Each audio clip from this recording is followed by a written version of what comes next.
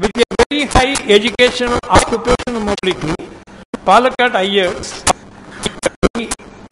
Pattars or Paradesi Brahmins of Kerala have achieved a steep vertical social mobility. They are everywhere in high position in government service, business, industry, as well as services. They are able to lead a very religious life side by side, adapting to the latest modern lifestyle. They are very particular to remember their agragaram and spend part of their earnings to keep up their community temple and institutions in the village. Majority of them are in white-collar employment in metropolitan cities in India and industrial towns around the world.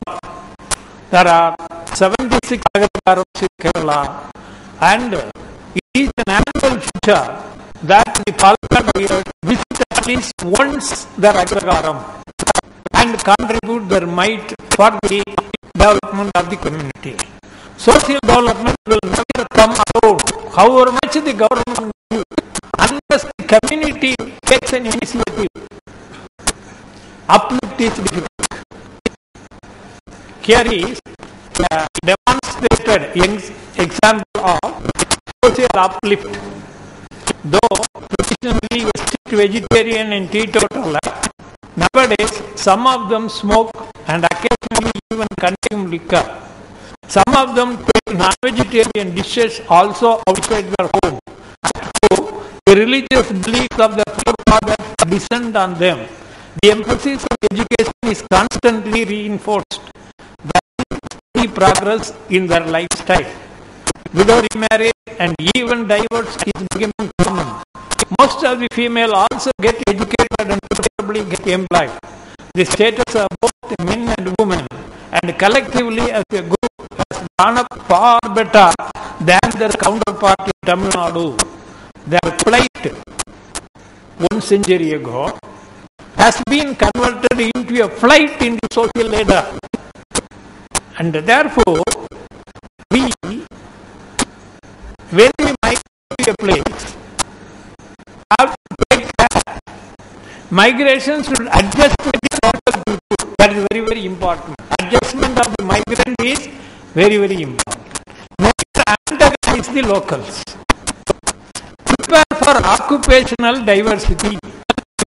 If you are going as a plantation worker, you see that your children are educated and take up alternative employment. Failing which, what will happen? Plantation workers have come back to India. They work in the Nilgiris as plantation workers. Their children divert. The result is, for generation to generation, they will only be coolies. So previously, the landowners exploited them. Now, our tea estate landowners are going to exploit them. They think of their children's future and occupational diversity. We are going to our brother Thailand, our brother in many places, there are agrarians who have migrated. Unless out of their earnings, they educate their children and diversify occupation, they will never have a future. They may get 2 meals here, 3 meals, and a better standard of life. But the life is doomed. The next and third generation, if those people become hostile and they have to come here as migrants. I'll give you another example. Take the case of Hindi. After partition, when they came to India, Pandit Nehru gave them 1 year pension and free liberal bank loan to settle anywhere in India. They diversified. They were agriculturists. They were big landlords of Sindhu. But in Bombay, they are platform vendors. But today, next is Jews. They are the richest businessmen in Hong Kong. The second richest business community in Sindhis. How did they make it? Had they come down and asked for 5 acres of land in Dandakarunya, what might have happened? So, elevation depends on unity of purpose. This is the example I wanted to emphasize. Prepare for occupational diversity. Concentrate on technical skill building and human resource development. Your human resource, the grandfathers have come from Kumbakonam to do priestly service.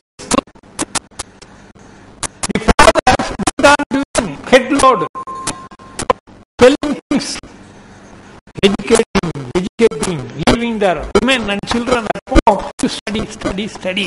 The result is the children are. Now, at the time of my survey, out of the 120 families, there were 36 IAS officers. Cheshan is from that group. Sundaram, a noted, noble IAS officer, was from that group. I am just giving one or two examples. How was it possible? Nothing but education. How? The father suffered elsewhere in the isolated villages. He was having some relations with the female to survive. And he earned all the money he brought back to see that his wife and children developed their career. But never antagonizing the local people. Never antagonizing the local people. Concentrate on technical skill building and human resource development. Sustain your culture and social ties. How is it possible for the Agragaram culture? That Agragaram ties annually. I am in America. I come back someday. I stay in Coimbatore, 3-star hotel or 5-star hotel. I take a taxi, go to my Agragaram for the celebration. While I see there an intelligent guy doing BSc computer science, come on, I will finance you, go to Coimbatore, do it. MCA. The flight. After 2 years afterwards, that girl goes to US. Software engineer. Isn't that? She did only a BSc in Palakkad because this IR has gone. Every year he goes. It has to be with every community. You have to develop the community ties. Sustain your culture and social ties. These Palakkadites did not leave their forefathers' tradition, their religious faith, the family ties. Yet they had a very steep vertical mobility. Now, I am welcome for discussion on any of these aspects.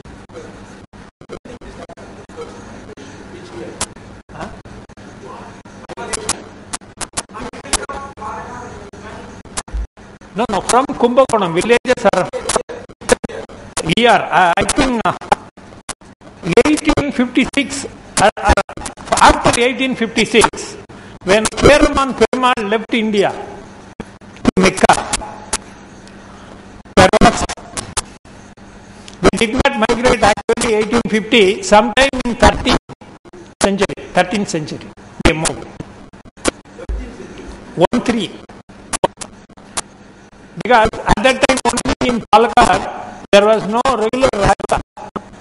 And from then on, the problem came. There was always a conflict between Nanduri and the Tamil Nadu. Not Tamil Nadu Brahman. The problem was